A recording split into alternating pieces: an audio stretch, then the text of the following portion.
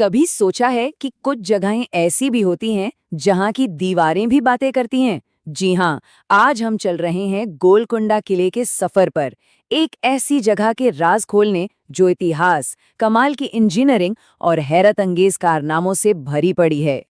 ये देखिए, 120 मीटर ऊंची एक ग्रेनाइट की पहाड़ी पर खड़ा ये किला, ये सिर्फ पत्थर का एक ढांचा नहीं है, बिल्कुल नहीं।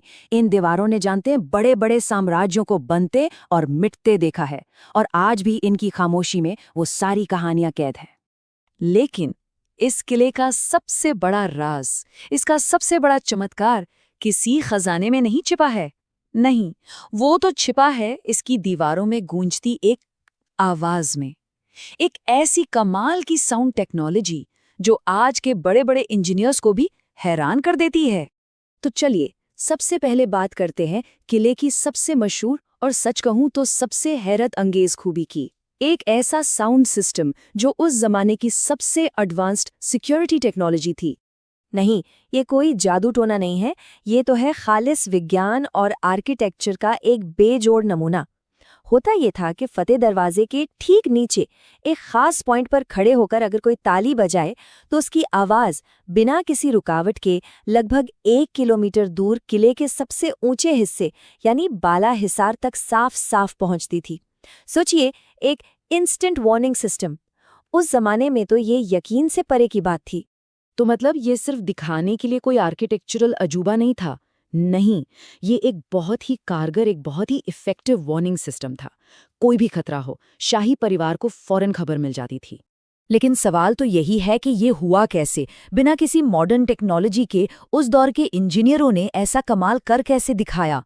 चलिए अब इसके पीछे की साइंस को समझते हैं। तो अब हम पर्दा उठाते हैं उस शानदार इंजीनियरिंग से जिसने इस कमाल के साउंड सिस्टम को हकीकत बनाया। ये असल में फिजिक्स और डिजाइन का एक लाजवाब कॉम्बिनेशन है। अब जरा समझिए कि आवाज का ये सफर कितना चतुराई से डिजाइन किया गया है। देखिए, जैसे ही ताली बजती उसकी आवाज सबसे पहले एंट्रेंस के गुंबद में कैद होती है। फिर खास एंगल पर बनी दीवारें उसे ऊपर की तरफ फेंकती हैं, और छत पर जो डायमंड शेप की डिजाइन्स हैं ना, वो उस साउंड वेव को एक लेजर बीम की तरह फोकस करके सीधा किले के टॉप पर भेज देते हैं। और कहानी यहीं खत्म नहीं होती। बात सिर्फ दीवारों के एंगल की नहीं थी। माना जाता है कि दीवारों के अंदर खोखले मिट्टी के बर्तन भी फिट किए गए थे। कमाल है ना? इन बर्तनों का काम था आवाज की क्लैरिटी को बनाए रखना, ताकि वो बिना बिखरे दूर तक पहुंच सके। इसी वजह से ये एक फुल प्रूफ सिक्योरिटी सिस्टम बना। लेकिन एक सवाल दिमाग में आता है, आखिर इतनी जबरदस्त, इतनी अभेद्य सुरक्षा की जरूरत पड़ी ही क्यों? खैर, इसका जवाब छिपा है किले के अंदर रखे बेशकीमती खजाने में। इस किले की कहानी शुरू होती है एक मामूली सी मिट्टी की गढ़ी से जिसे काकतीय राजाओं ने बनवाया था। फिर ये बहमनी सल्तनत के हाथ आया। लेकिन गोलकुंडा को उसकी असली शान और शौकत मिली कुतुबशाही राजवंश के दौर में। उन्होंने ही इसे अपनी राजधानी और एक ऐसा अजेय किला बनाया, और आखिर में इस पर मुगलों का झंडा लहराया। अपने सबसे सुनहरे दौर में गोलकुंडा सिर्फ एक किला नहीं था, ये तो दुनिया की डायमंड कैपिटल थी, हीरों की राजधानी। दुनिया की कुछ सबसे मशहूर हीरे की खदानी यहीं थी। यहीं हीरे तराशे जाते थे और यहीं से पूरी दुनिया में उनका व्यापार होता था।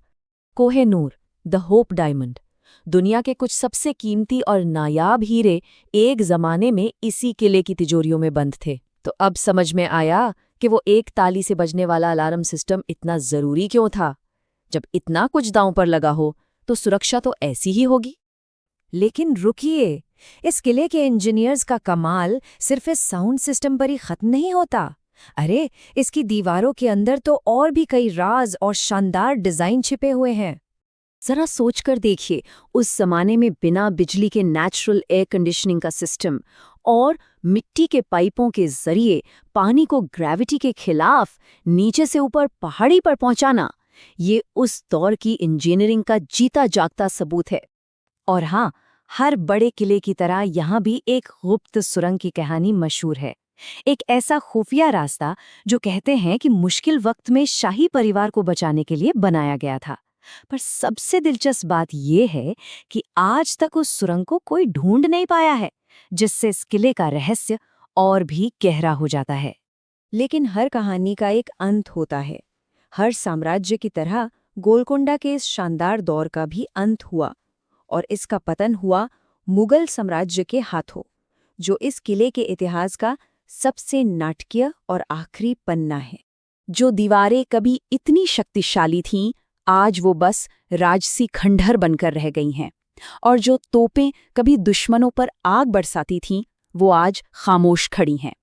वक्त की ताकत और एक साम्राज्य के अंत की ये एक बड़ी ही मार्मिक कहानी है। 8 महीने लगे थे औरंगजेब की इतनी बड़ी और ताकतवर मुगल सेना को इस किले को जीतने में। इससे ही अंदाजा लगाया जा सकता है कि ये किला कितना मजबूत और इसकी सुरक्षा कितनी जबरदस्त थी।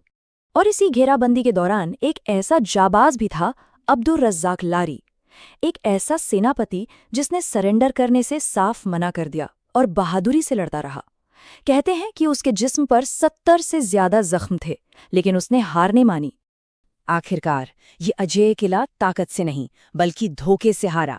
अंदर के ही एक सरदार ने गद्दारी की और रात के अंधेरे में चुपके से किले का एक दरवाजा खोल दिया। बस मुगल सेना अंदर घुस आई और बस उस एक धोखे के साथ गोलकोंडा का वो सुनहरा, वो गौरवशाली दौर हमेशा के लिए खत्म हो गया।